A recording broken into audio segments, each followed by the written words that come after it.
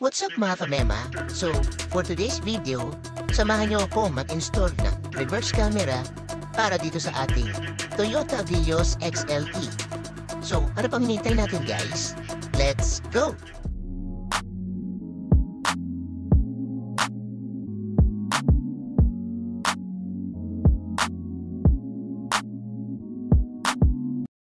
Ito pala yung reverse camera o rear view camera na nabili ko online.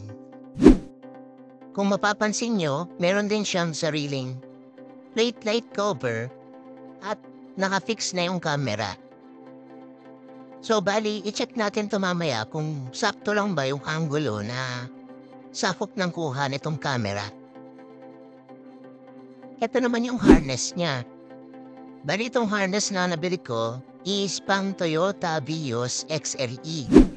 Di ko lang sure kung magkakaiba ba ang harness ng Vios or depende siguro sa variant at your model ng sasakyan. Kaya mas mabuti kung tanungin niyo muna yung bibilhan nyo para sigurado lang din tayo na tama yung mabili natin.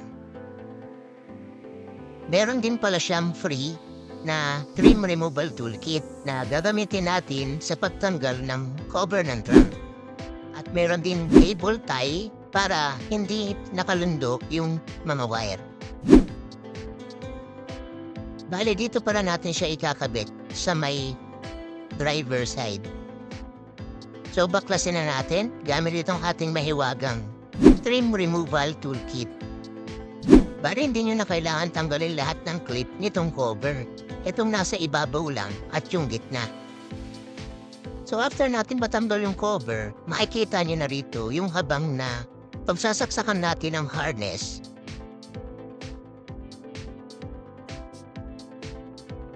Ikabit lang natin itong ating harness.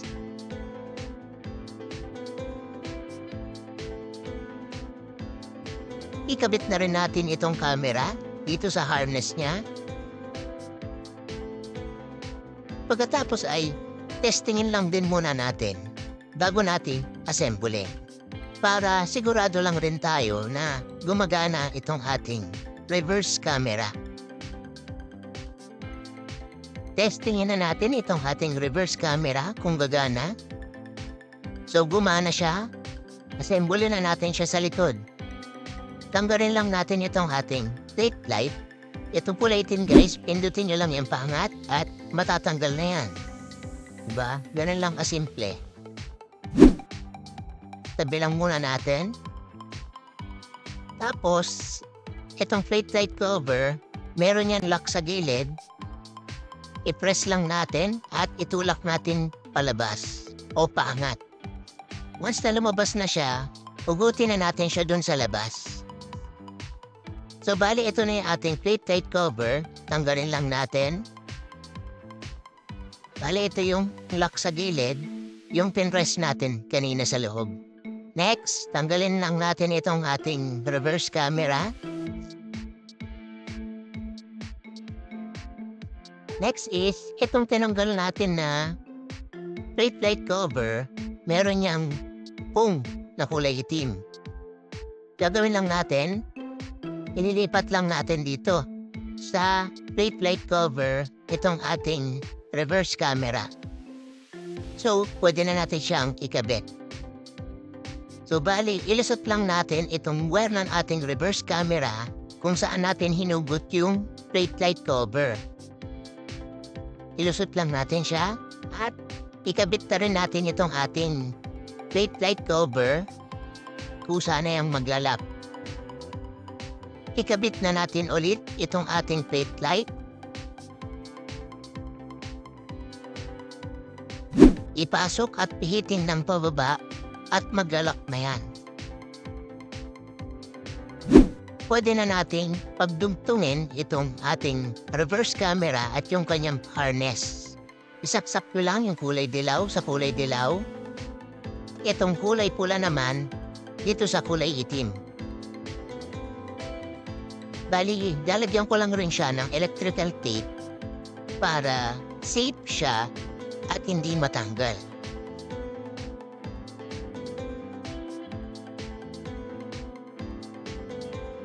gamitan natin ng cable tie. Isalansan lang natin ng maayos itong wire at gamitan natin nitong cable tie para hindi nakalundok yung mga wire nila. Ibalik na natin itong cover.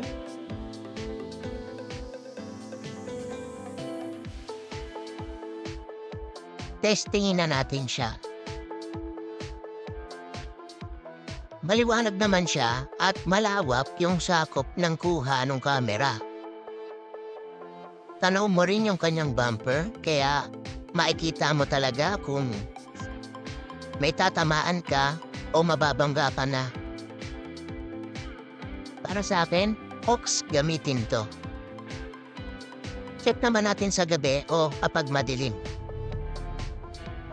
So, I hope na nagustuhan mo ang video na ito at huwag mong kalimutan i-like. Para sa mga katanungan at magsasuggest na gawan ko ng content, comment down below.